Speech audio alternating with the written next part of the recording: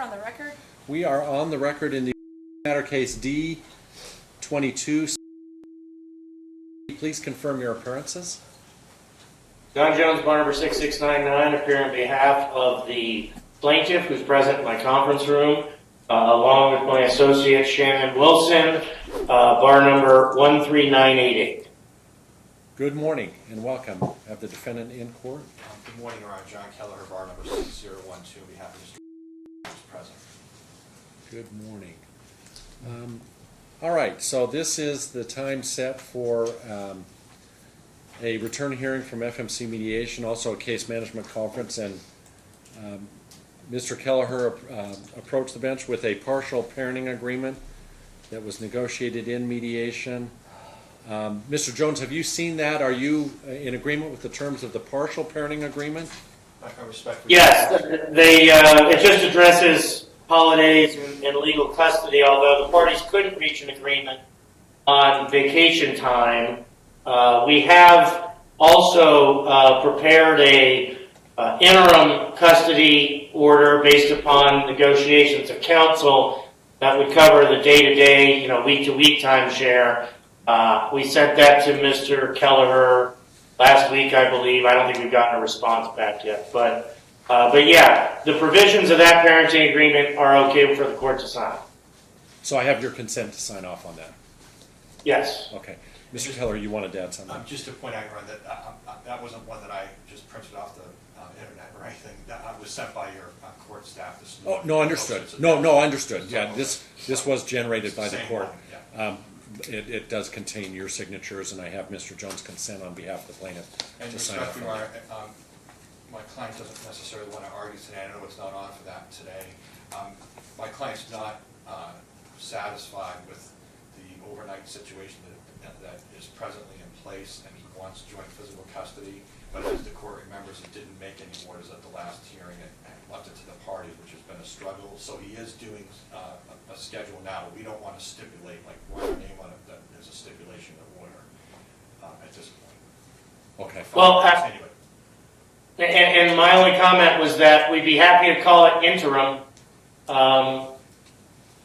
but These are the terms that you had proposed, Mr. Jones, in terms of a schedule that... yeah, we actually had an exchange of proposals back and forth, and I thought we had gotten to a schedule that was agreeable, at least in the interim. If Mr. Kelleher's saying, no, that's not the case, then I guess we're just kind of going to go by the agreement of the parties and what we discussed at the last hearing.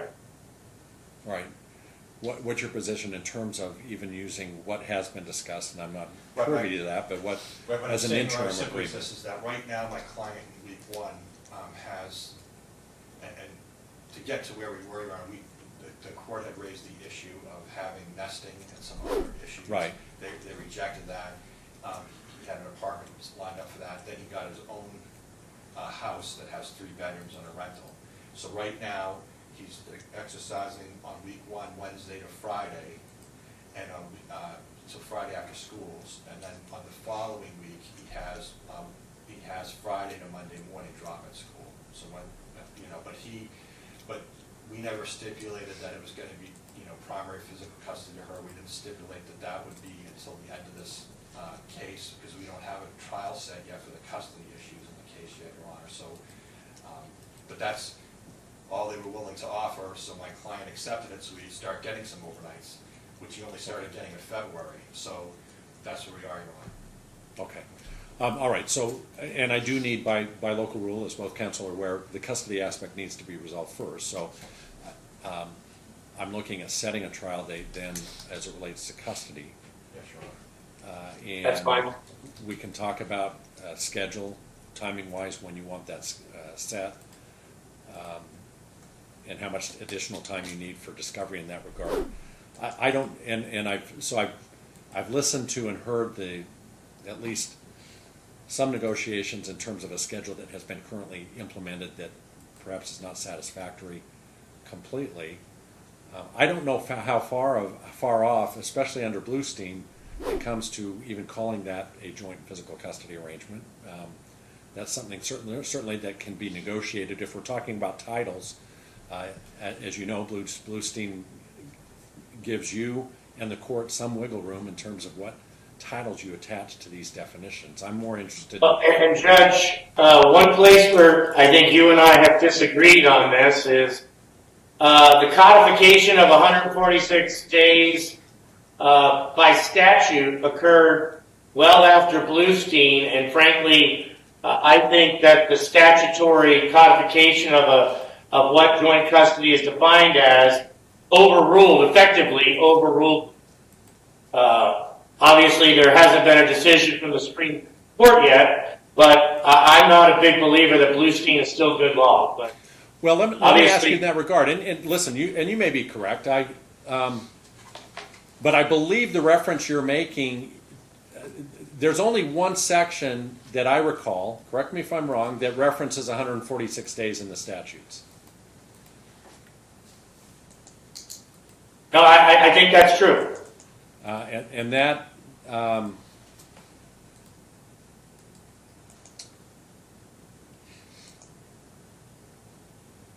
That's 125C.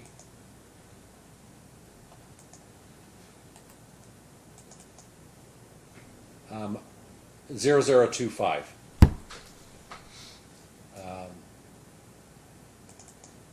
No, 003. A court may award primary physical custody to a parent if the court determines that joint physical custody is not in the best interest of a child. An award of joint physical custody is presumed not to be in the best interest of the child if A, the court determines by substantial evidence that a parent is unable to adequately care for a minor child at least 146 days of the year. And I'm assuming, Mr. Jones, that's your reference as to why that would disqualify Bluestein. Correct. But when you do Westlaw and Bluestein, it doesn't have a red flag or anything. But it's just maybe we'll debate it up in Tahoe. And I think it's a fair debate. But again, schedule-wise, I don't know. Incorporating the holiday time, it's my understanding, I think I heard there's not an agreement regarding vacation time. Is that correct? That's correct, Your Honor. There's some disputes about that. Okay. Correct. Yes. But my point in all of that is how far we go in terms of the need to spend resources on a trial, which I'm happy. That's the next step, is we set a trial date, you call your witnesses in, we talk about how much additional time you need for discovery, and I'm happy to accommodate that, but certainly I still encourage counsel and the parties to try and communicate to avoid the necessity of spending resources that could otherwise be devoted to your children on trial.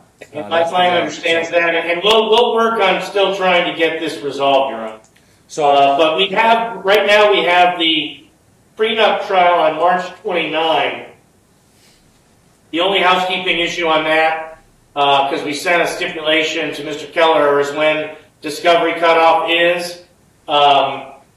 We got his responses to our written discovery, and there may be some issues as far as addressing some of the objections. I haven't addressed that to Mr. Kelleher yet, but at least we have an interim schedule in place for custody, and I was thinking, custody trial could be, I'd like to have it after the conclusion of his criminal trial, and I think Mr. Kelleher would too. So I guess the question is, what's the status of that? are there ongoing proceedings scheduled? Yes, very respectfully, Your Honor.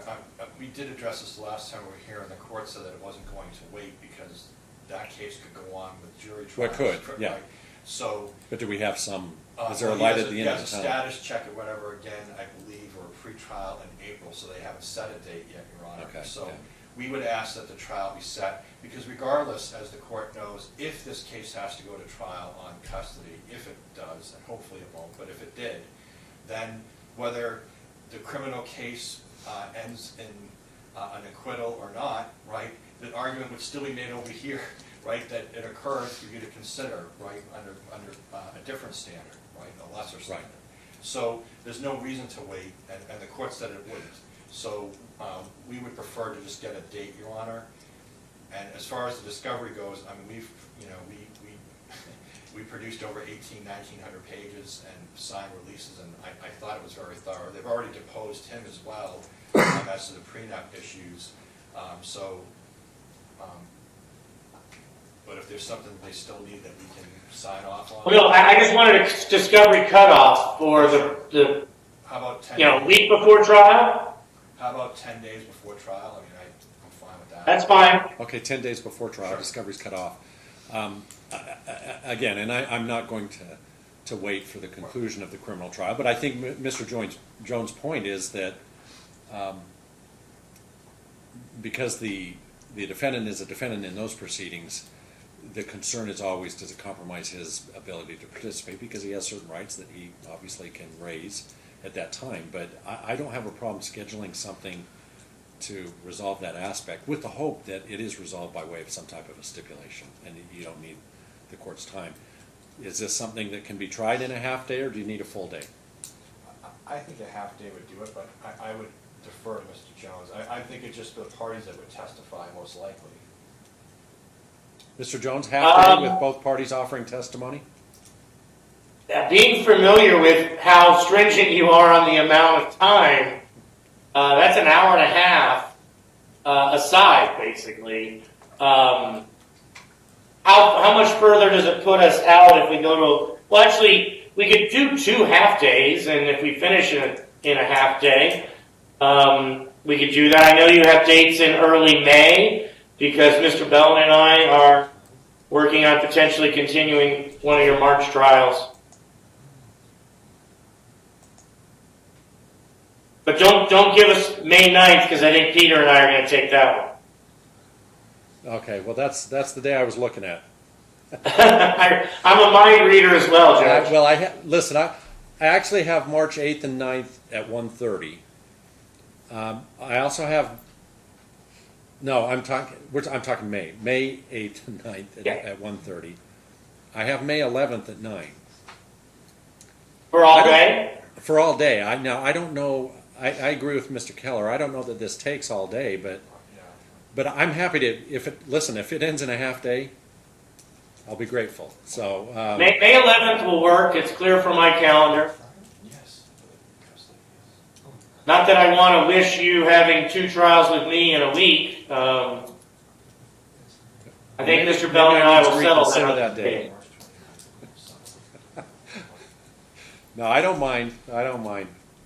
Does that date work? May 11th would work, Your Honor. So May 11th at 9, discovery cutoff 10 days prior. Pretrial memos and exhibits due by the 4th.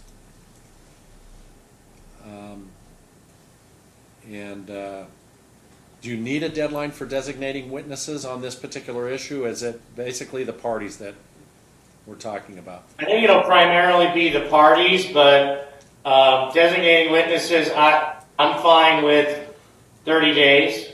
So let's, deadline for designating witnesses will be March 31st.